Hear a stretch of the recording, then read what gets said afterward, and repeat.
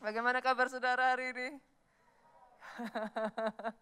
Senang bisa ketemu kembali dengan setiap saudara di tempat ini. Sekalipun saya tidak bisa melihat senyum saudara, tapi saya percaya di depan saya orang-orang yang diurapi Tuhan.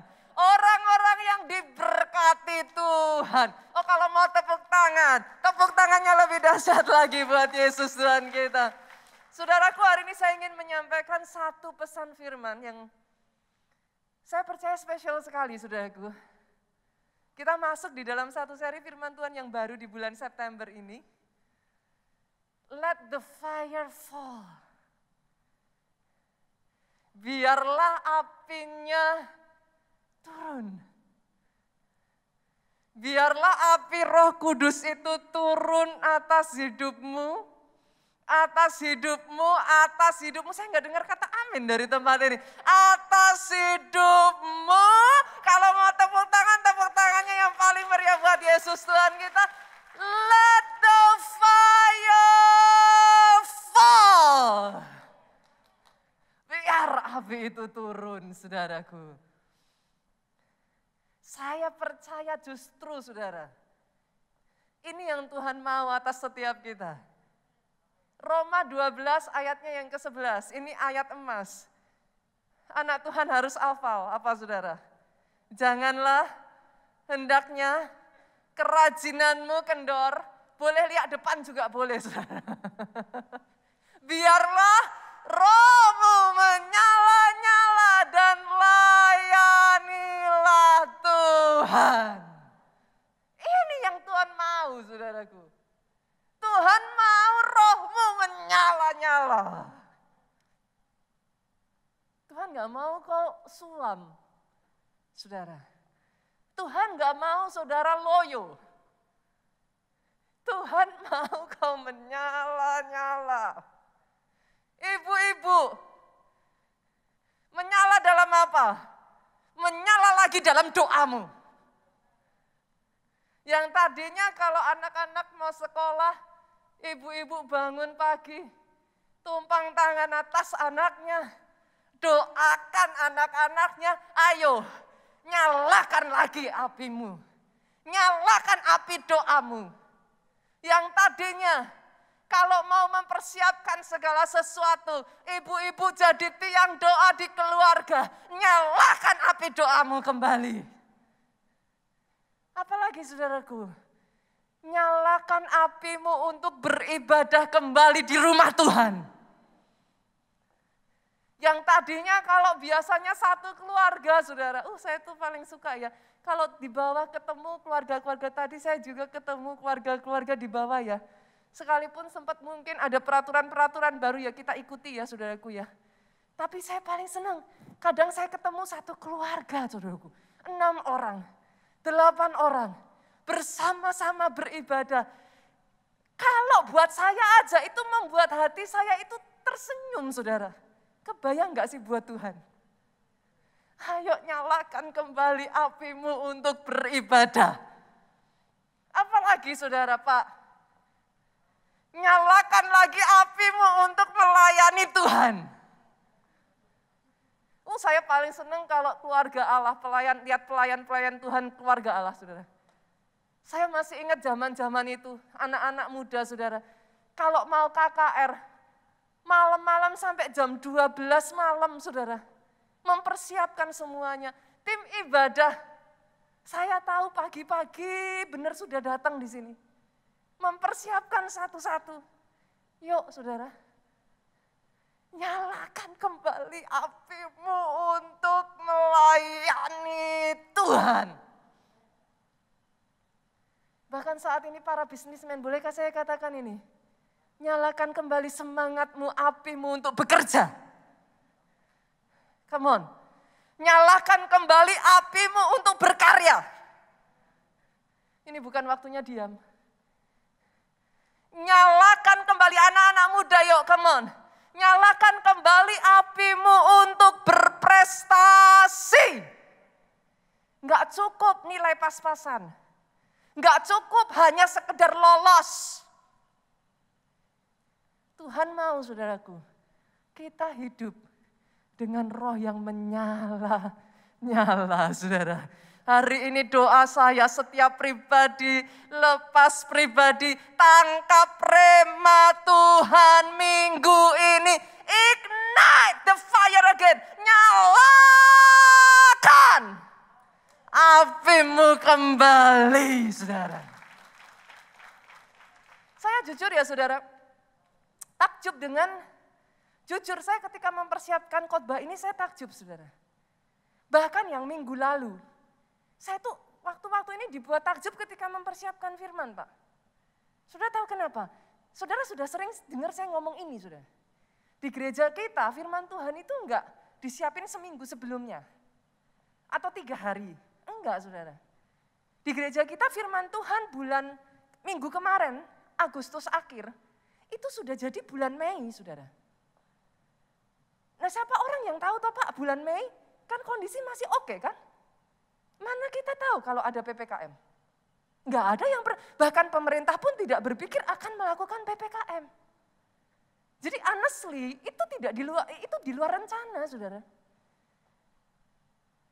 Setelah PPKM, siapa juga tuh Bu yang berpikir yang bisa tahu kapan gereja boleh dibuka lagi? Enggak ada yang tahu Bu.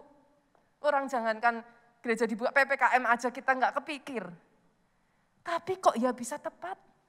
Minggu lalu firman Tuhan mengatakan pintu rumah Tuhan harus dibuka kembali. Tepat bersamaan dengan gereja kita membuka pintunya kembali saudaraku. Kadang saya enggak tahu gimana ceritanya kepada saudara gitu. Maksudnya pastor ngeroh.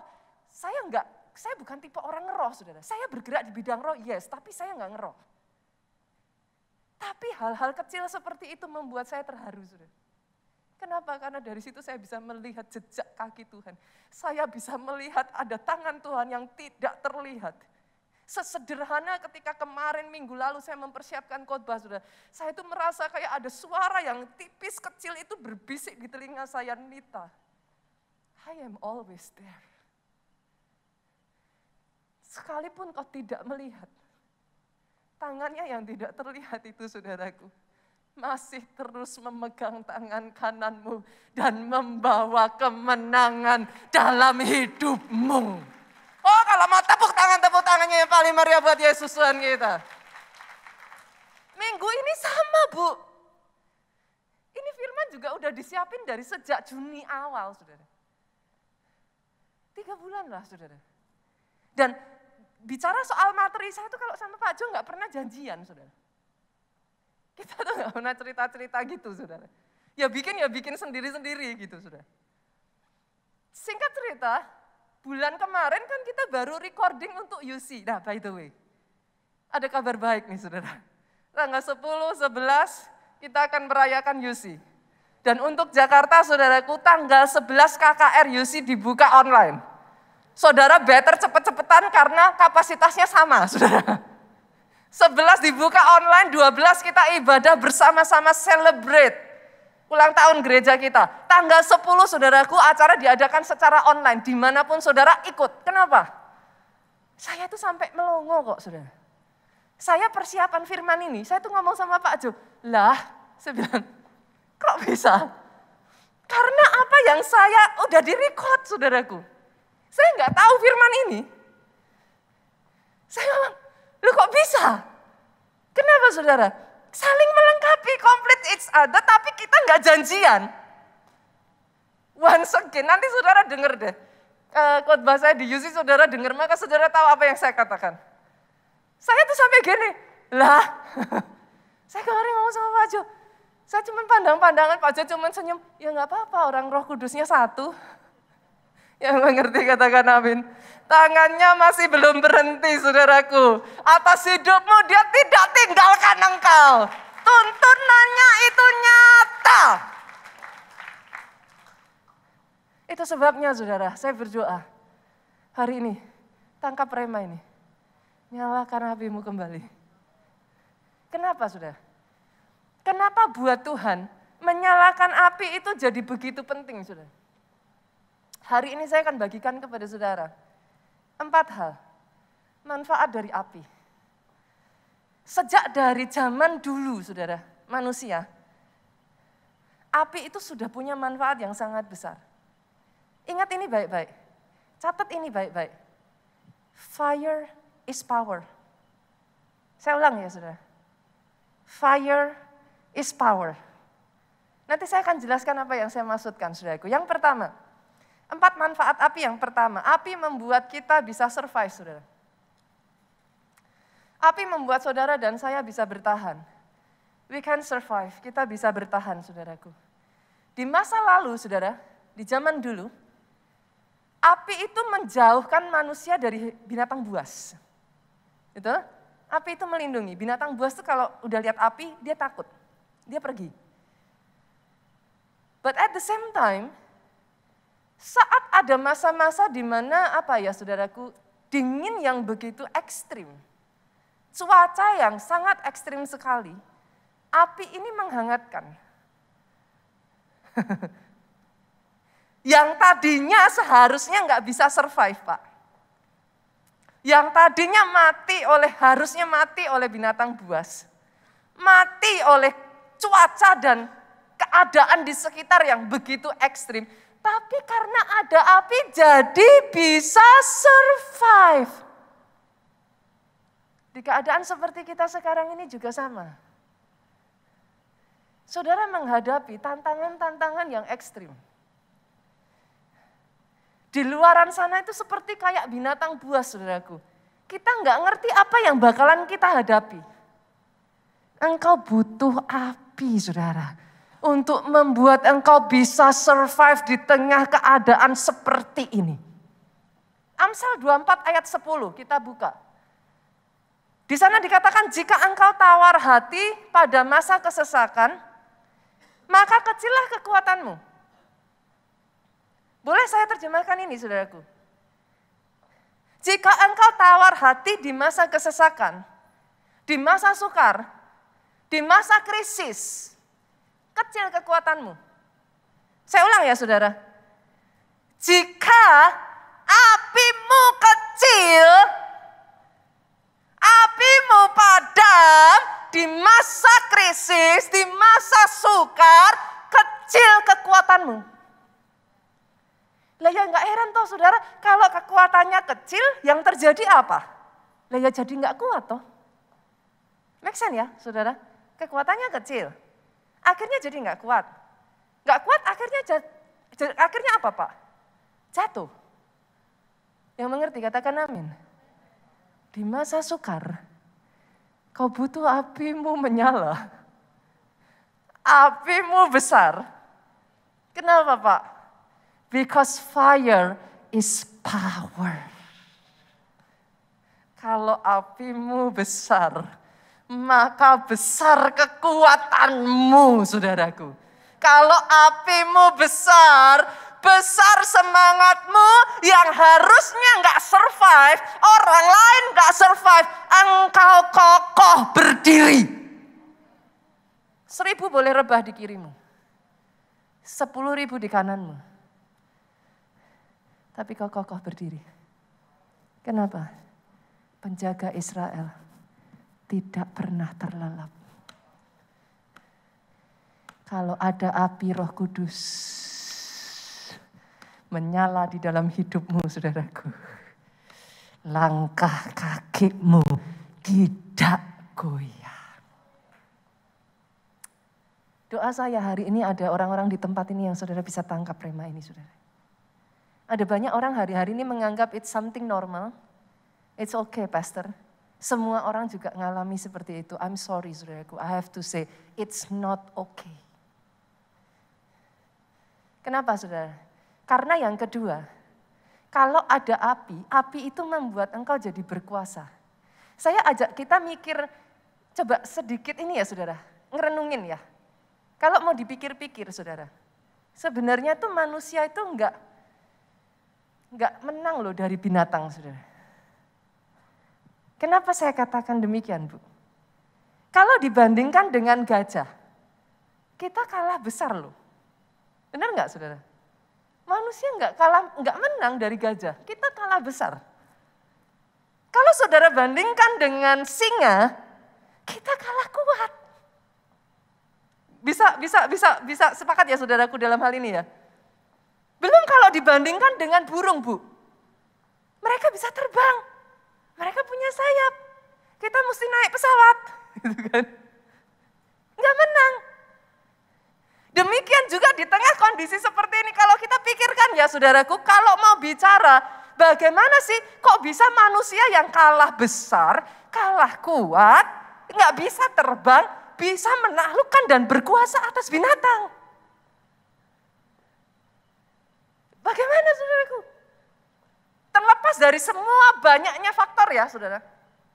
Di masa lalu saudaraku, kalau saudara mau melihat faktor api itu sangat menentukan. Hewan sebesar singa pun saudara, enggak mendekat kok kalau ada api. Faktor api itu punya manfaat yang begitu besar saudaraku. Sama dengan kondisi sekarang, masalahmu mungkin boleh lebih besar. Saya enggak membuat ini terlihat muluk-muluk kok saudaraku.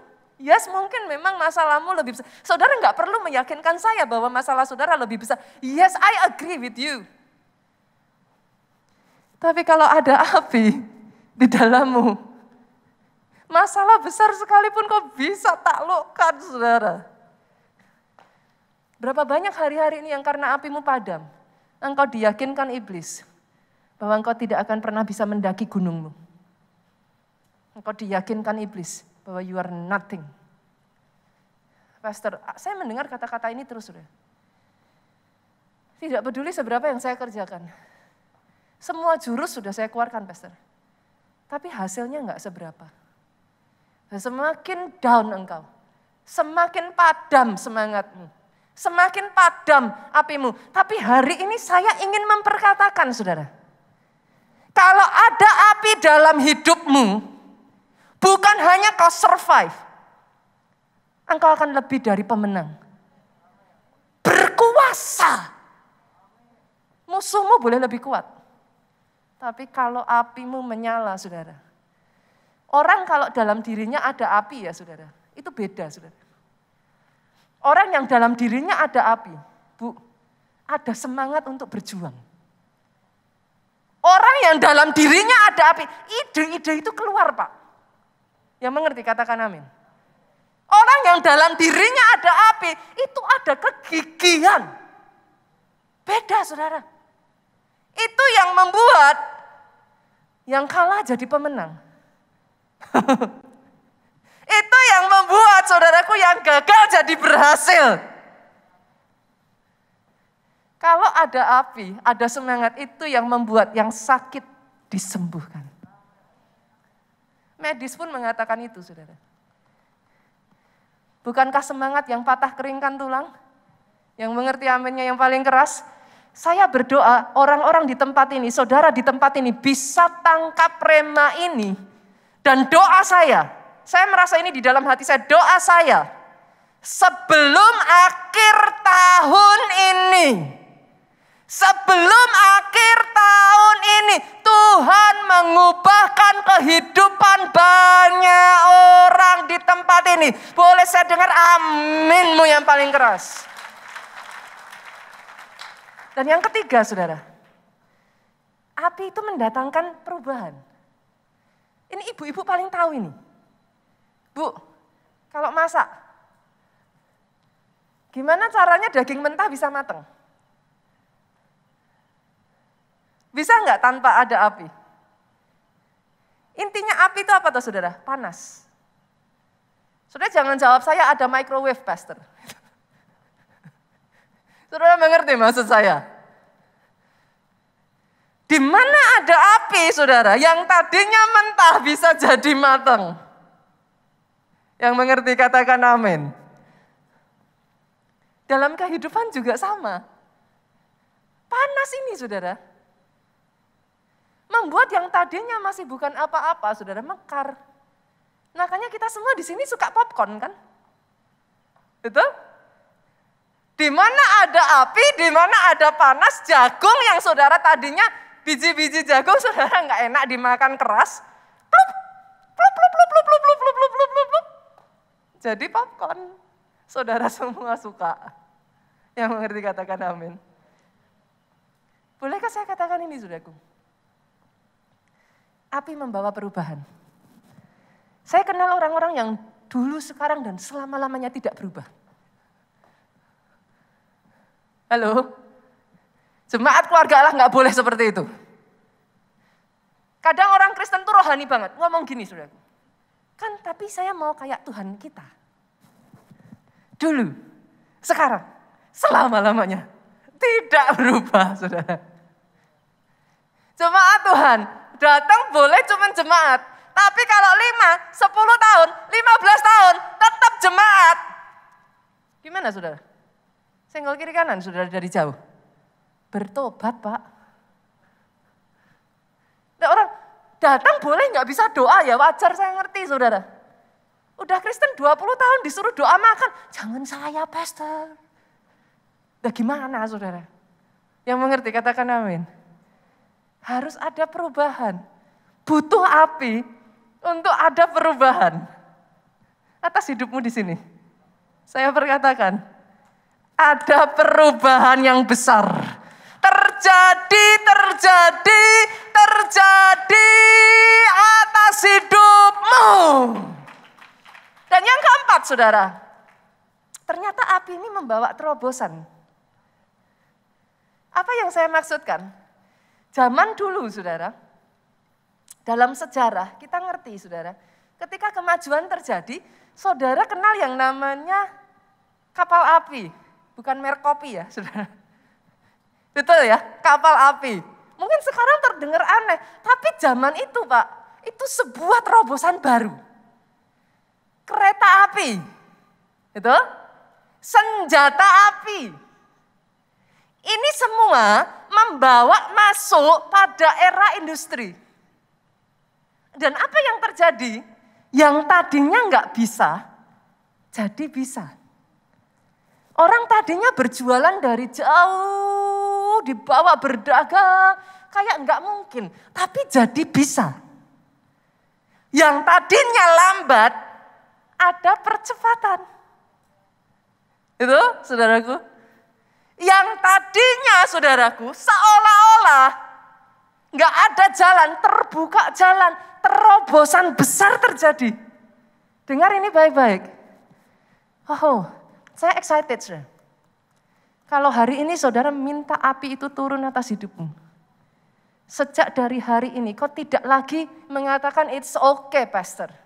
Enggak apa-apa suam-suam. It's okay, pastor. Enggak apa-apa kondisi begini. Semua orang juga begini. Keluarga Allah tidak ada yang apinya padam. Keluarga Allah tidak ada yang apinya mati, saudaraku. Kalau kau bisa tangkap rema ini dan kau nyalakan apimu, percepatan mulai terjadi. Lompatan demi lompatan terjadi. Terobosan demi terobosan besar jadi atas hidup, saudara. Ini juga yang dilakukan Elia. Saya tuh takjub loh, saudara, seriously. Apa ya? Saya pembicara, saudaraku. Saya baca firman berkali-kali. Tapi tuh, boleh saya ceritakan ini, saudara? Baca firman tuh gak pernah bosen loh, saudara. Beneran. Mau saudara udah baca 50 kali juga, selalu ada pembukaan baru. Saya baca kisah Elia, kita baca kisah Elia, ini berkali-kali, saudara. Saya tahu kisah ini, saudara semua tahu kisah ini. Siapa yang gak tahu kisah Elia di atas gunung Karmel mendatangkan api Tuhan? Tahu dong. Melawan sekian ratus nabi Baal, tahu dong. Tapi ketika saya mempelajari firman ini, saya dibuat Tuhan takjub. Saya nggak pernah terpikirkan, iya ya. Bukankah saat itu masa kekeringan, Pak? 3,5 tahun loh, Pak, nggak ada hujan. Kering kerontang. Pertanyaannya simpel, saudara. Di masa kekeringan yang paling dibutuhkan apa? Ya air lah. Air itu jadi very important gitu. Lah pertanyaan saya, yang dibutuhin air kok Elia mintanya api? enggak sudah? Saya tuh baca ayat ini tuh berkali-kali. Tapi ketika kali ini disingkapkan Tuhan, saya tuh kayak, wow, you are amazing. Kita baca ya ayatnya ya sudah. Kok bisa? Kekeringan, butuh air, butuh hujan, mintanya api. Kenapa? Kan aneh. Coba kita lihat ayatnya. 1 Raja-Raja pasalnya yang ke-18. Kita lihat ayat 36 sampai 39. Kemudian pada waktu itu, waktu mempersembahkan korban petang, tampillah Nabi Elia dan berkata. Jadi kalau nanti saudara baca dari awalnya saudaraku. Intinya Elia tuh minta api gitu. Ya Tuhan Allah Abraham, Ishak dan Israel pada hari ini. Biarlah diketahui orang bahwa engkau Allah di tengah-tengah Israel. Dan bahwa aku ini hambamu. Bahwa atas firman-Mu lah aku melakukan segala perkara ini. 37. Jawablah aku ya Tuhan. Jawablah aku. Supaya bangsa ini mengetahui bahwa engkaulah Allah ya Tuhan. Dan engkaulah yang membuat hati mereka bertobat kembali. Kalau saudara baca dari awal maka saudara akan mendapati. Anehnya Elia tuh minta api. Dia gelar korban persembahan saudaraku. Dia ngomong sama Tuhan, Tuhan jawab. Turunin api. Gitu. Semua orang melihat Elia dan bingung. Kita ini masa kekeringan 3,5 tahun. Kok kamu minta api? Kenapa enggak minta hujan turun? Ternyata ayat 38 saudaraku, Tuhan jawab. Coba dibuka ayat 38. Turunlah api Tuhan menyambar habis korban bakaran. Turun saudaraku, Tuhan jawab. Tuhan dengar. Kayu api, batu, tanah, bahkan air yang dalam parit itu habis. 39. Ketika seluruh rakyat melihat kejadian ini, apa yang terjadi saudara? Ternyata kenapa Elia itu minta api? Kenapa enggak langsung minta hujan duluan? Setelah melihat ini semua, sujudlah mereka berkata, Tuhan, dialah Tuhan. Tuhan, dialah Allah. Ketika api turun, saudara, yang tadinya matanya tertutup, dibuka kembali. Ketika ada api, yang tadinya menjauh dari Tuhan, bangsa Israel bertobat kembali. Dan dengar ini, saudara, dengar ini. Ayat ke-41, setelah api itu turun, pertobatan terjadi, revival, kebangkitan roh terjadi. Apa yang terjadi? Ayat 41, berkatalah Elia kepada Ahab, pergilah, makanlah dan minumlah. Sebab apa? Boleh dibaca dengan keras 2-3. Bunyi derau hujan sudah kedengaran. Perhatikan baik-baik ini saudaraku. Api membuka jalan untuk mujizat demi mujizat selanjutnya terjadi. Saya ulang ya saudara. In case saudara masih berpikir it's okay, saya jadi orang Kristen biasa-biasa aja, saya nggak usah pakai yang namanya api-api. Sorry saudara. Api membuka jalan untuk hujan jawaban doamu turun. Api membuka jalan untuk hujan mujizatmu turun. Api membuka jalan untuk hujan keajaibanmu turun. Api membuka jalan untuk hujan terobosan dalam hidupmu terjadi. Oh, kalau mau tepuk tangan jangan separuh-separuh. Doa saya saudara bisa tangkap rema ini. Sepenting itulah api. Pertanyaannya, Pastor, bagaimana Elia bisa mendatangkan api Tuhan? How? Kita lihat ya, kita berbalik saudara. Pasal 18 ayatnya yang ke-30 sampai ayat 32 kita lihat. Jadi ceritanya saudara, Elia kumpulin semua bangsa Israel, disuruh naik ke Gunung Karmel. Setelah mereka semua naik ke Gunung Karmel, ayat 1, ayat 30 saudara saya bacakan. Kata Elia kepada seluruh rakyat itu, datanglah dekat kepadaku. Disuruh naik ke atas gunung, disuruh datang dekat. Oke, saya lanjutkan ya. Maka mendekatlah seluruh rakyat itu kepadanya. Lalu, apa yang dilakukan Elia, saudaraku? Sama-sama yuk, 2, 3. Ia memperbaiki mezbah Tuhan yang telah runtuh itu. Terdengar familiar enggak, saudara? Minggu lalu kita baru bicara, saudara. Saudara boleh cari dalam Alkitab. Di masa-masa krisis, di masa-masa yang ekstrim, di kondisi-kondisi kekeringan dan kesukaran besar, hal ini akan terulang di mana-mana, saudara. Banyak orang berpikir strategi A, strategi B, strategi C. Tuhan sudah kasih satu strategi ini. Tapi Yesaya berkata, engkau enggan. Duduk diam, tenang, datang ke aku. Tapi engkau enggan. Enggak ada strategi lain, saudara. Pintu rumah harus dibuka. Pintu rumah Tuhan harus dibuka. Naik ke atas gunung, bawa kayu, tata lagi mezbah. Enggak ada cara lain. Saudara mau pakai cara lain? 1,5 tahun enggak cukup, saudara? Sudah coba kok. Enggak cukup, saudara, 1,5 tahun. Mau ditambah lagi? Doa saya, ada anak-anak Tuhan menyadari ini. Ini dari zamannya Musa sudah diulang, saudara. Dari zamannya Salomo dilakukan. Saudara baca deh, terus menerus.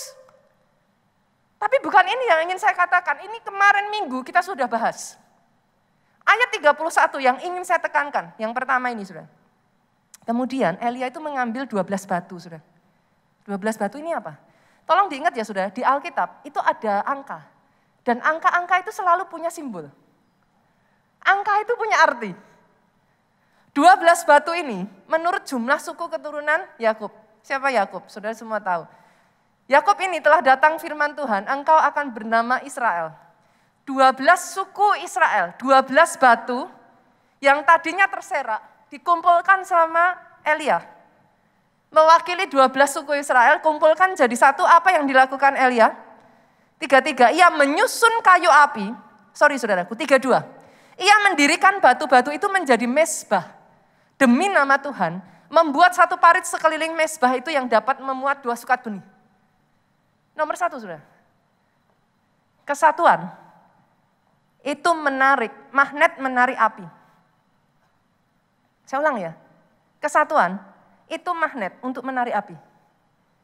12 batu tadinya tersebar, disatukan, dibangun mezbah. Tahun lalu, saudara, saya ditegur Tuhan soal yang satu ini. Kesatuan itu menarik api.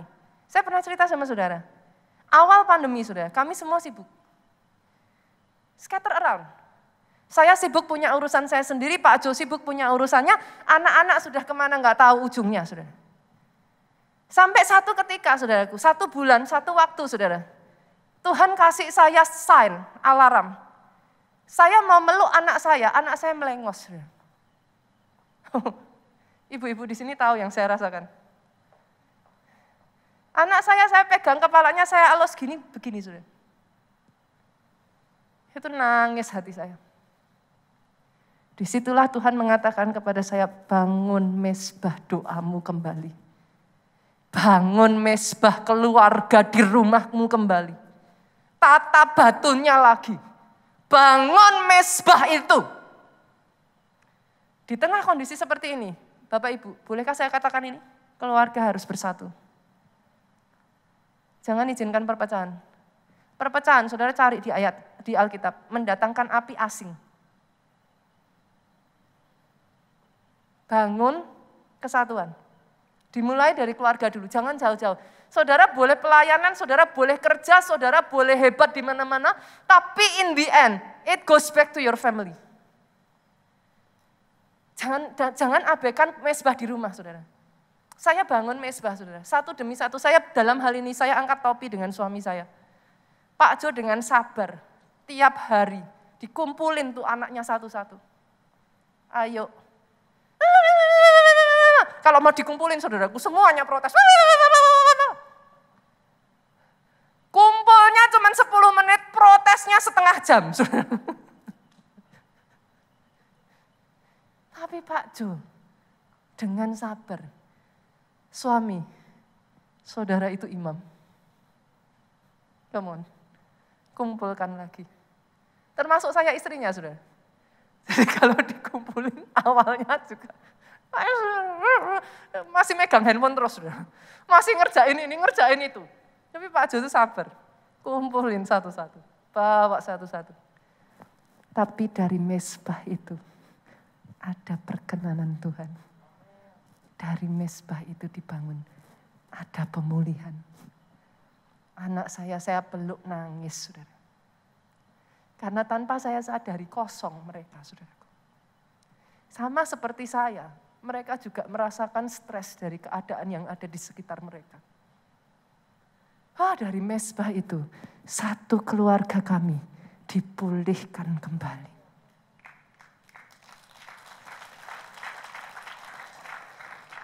Gereja Tuhan juga sama. Dimulai dari apa? Keluarga rohani. Komselmu kemana, saudara? Masih komsel enggak? Sama toh, cerita anak saya tadi toh. Nek dikumpulin susah toh. Kelompok sel tuh keren-keren kok, saudara. Layarnya diginiin. Kelihatan cuman jidat. Mata ke bawah mainan handphone. Mata ke bawah nonton film. Ayo. Yang lakuin ngaku, saudara. Kalau enggak jidat ke atas, matiin layarnya. Komsel sambil ngemil kerupuk, saudara. Ayo saudara, yuk satuin lagi yuk. Jemaat Tuhan juga yuk satuin lagi yuk, tarik lagi yuk. Kenapa? Di mana ada kesatuan di situ api Tuhan turun. Di mana ada api ada power, ada kuasa, ada pemulihan, ada hujan yang dicurahkan. Orang cari hujan yang nggak mau apinya. Senggol kiri kanan, makanya ikut UC. Karena UC ini all about fire, saudaraku. Saudara akan dibakar. Yang kedua, terakhir saudara, pemain musik boleh maju ke depan. Kita lanjutkan yuk ke ayat 33 sampai ayatnya yang ke-35. Ratu Raja-Raja 18, 33-35. Ia menyusun kayu api, memotong lembu, menaruh potongan-potongannya di atas kayu api itu. Ingat ini zaman kekeringan ya saudara. Ini zaman kekeringan. Satu lembu itu nilainya besar. Bukan hanya itu saudaraku, sesudah itu ia berkata, penuhi 4 buyung dengan air. Zaman kekeringan. Penuhi 4 buyung dengan air, tuangkan ke atas korban bakaran, ke atas kayu api itu. Semua orang tahu, kalau mau api cepat nyambar, yang dituang apa saudara? Di zaman kekeringan, nilai air lebih berharga daripada minyak. Ini yang disok oleh Elia, air saudara. Sekali doang, buat begitu untuk kedua kalinya. 2 kali doang, buat begitu untuk ketiga kalinya. Dan mereka membuat begitu ketiga kalinya sehingga air mengalir sekeliling mezbah itu. Bahkan parit itu penuh dengan air. Nomor 2 saudara, nggak bisa nggak? Saudara mau datangkan api, harus korban. Harus ada korban. Korban apa, Pastor? Korban waktu. Waktumu tidur, korbanin, doa. Pagi-pagi yang harusnya bisa meluk guling, enak-enakan tidur, korbanin. Bangun. Waktunya makan, bisa apa saudara, cak kenyang gitu saudaraku. Korbanin, puasa. Tuh, udah cembung-cembung semua saudara. Butuh puasa. Korban. Minggu lalu kita belajar dari Hizkia saudara. Korban. Daud, kenapa Hizkia bisa melakukan itu? Dia ngelihat Daud. Saya nggak tahu setiap orang di tempat ini Tuhan bicara itu akan sendiri-sendiri saudara. Ada yang disuruh korban waktu. Ada yang disuruh korban tenaga, usaha, apa? Tengah kondisi seperti ini tetap beritakan Injil. Tetap sebarkan kabar baik. Sosmedmu, pantau saudaraku, pastikan. Kata-katanya di sana yang saudara tulis apa? Galau-galau, Memuliakan Tuhan enggak? Korban, saudara. Korban apa lagi? Korban harta. Ada orang-orang di sini yang Tuhan suruh tabur benih profetik, lakukan. Korban apa lagi, saudaraku? Korban perasaan. Loh, ada di sini yang disuruh Tuhan ngampuni suaminya. Lakukan. Kalau itu yang dibutuhkan, korban itu yang dibutuhkan untuk api turun, lakukan. Karena setiap orang beda-beda di sini, saya nggak tahu. Tapi nanti ketika saudara datang di hadapan Tuhan, dengar, Tuhan suruh kau korban apa? Ada yang disuruh Tuhan korban pikiran. Benci sekali sama mertuanya. Tapi disuruh mikirin mertuanya, ngerawat mertuanya, ngurus mertuanya. Saya nggak tahu nih, satu-satu Tuhan apa nih? Masing-masing bisa berbeda. Tapi konsepnya sama, korban.